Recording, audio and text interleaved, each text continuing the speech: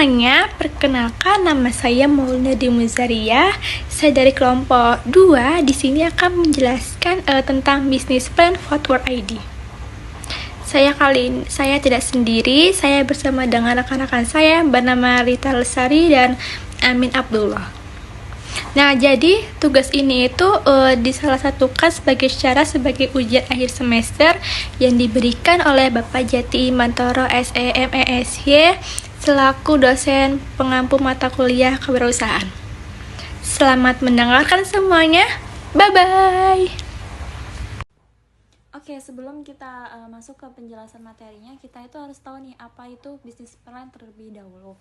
Business plan adalah dokumen yang menjelaskan strategi dan rencana bisnis atau perusahaan suatu organisasi. Termasuk itu tujuan, ada target pasar, produk atau jasa yang ditawarkan, serta rencana keuangan dan operasional. Business plan itu biasanya digunakan untuk seperti satu, mengarahkan bisnis, kedua itu mengajukan proposal, dan ketiga itu ada mengukur kinerja. Oke, di sini saya akan menjelaskan tentang business plan Footwear ID. Ringkasan eksekutifnya itu, Footwear ID didirikan pada tahun 2025 sebagai respon kebutuhan sepatu branded 100% original di Indonesia. Dia itu menyediakan produk itu resmi dari merek global seperti ada Nike, ada Adidas, Puma, Vans, dan New Balance, dan juga lain-lain. Berbasis omni-channel, dia itu bisa penjualan secara online melalui website dan juga marketplace, dan toko fisik di Metro ada di Lampung.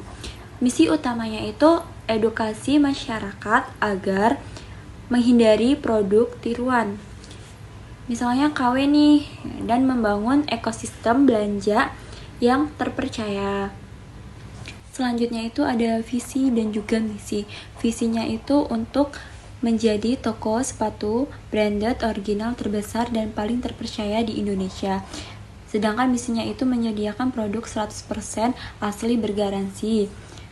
Terus edukasi anti produk palsu. Yang ketiga itu ada memberikan pengalaman belanja transparan. Terus keempat ada membangun komunitas sneakers lokal dan juga berinovasi dalam layanan online dan juga offline. Tujuan dan manfaatnya sendiri itu, tujuan perusahaannya itu memberantas peredaran barang palsu, terus juga membuka akses retail branded ke wilayah non metropolitan, menjadi edukasi dan komunitas sneakers.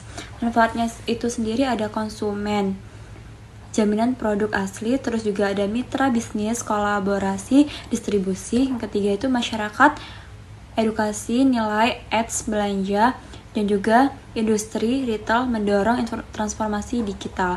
Yang keempat itu ada analisis SWOT, strengths atau kekuatan produk 100% original strategi. Oke, yang keempat itu ada analisis SWOT. Ada strengths, yaitu kekuatan, produk 100% original, strategi omnichannel, terus pelayanan responsif. Terus ada weakness, yang artinya itu kelemahan.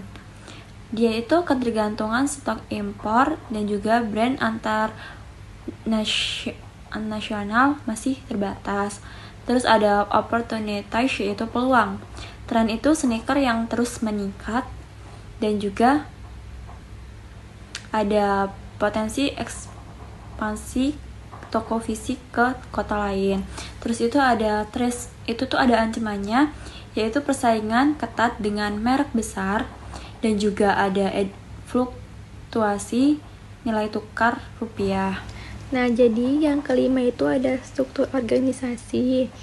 Terdiri dari CEO yang bernama Muhammad Rafi Kurnia Fitra, yang kedua Sales bernama Maulina Dwi Muzaria, terus ada IT support dan akuntansi bernama Rita Lestari, terus ada marketing bernama Amin Abdullah, dan logistik yaitu Maulina Dwi Muzaria. Selanjutnya ada operasional atau proses kerja. 1. Penerimaan produk dari distributor resmi. 2. Pengecekan keahlian dan penyimpanan stok. Yang ketiga ada penataan display toko dan website. Yang keempat ada pelayanan penjualan offline maupun online. Dan yang kelima ada pembayaran multi-channel. Dan yang keenam layanan purna jual dan klaim garansi. Nah, baik, selanjutnya yaitu ada peralatan penunjang. Sistem pos, CCTV, website e-commerce, rak, display, dan lain-lain. Dan 7 ada strategi pemasaran atau segmentasi, yaitu demografi usia 15-35 tahun, psikografi yaitu fashion dan live fashion, perilaku, loyalitas merek, target pasar, anak muda dan dewasa muda, olahragawan, positioning, sepatu branded original yang gaya nyaman dan terjangkau. Dan yang terakhir ada kebijakan 4P, produk, sepatu kasual, olahraga formal, terus ada price yaitu kompetitif, dan pledge yaitu online marketplace dan toko fisik. Terus ada promotion yaitu melewati media sosial, influencer, event, dan komunitas. Baik, di sini saya akan melanjutkan tentang rencana keuangan. Modal awal kita adalah 150 juta, total modal kita adalah 233 juta.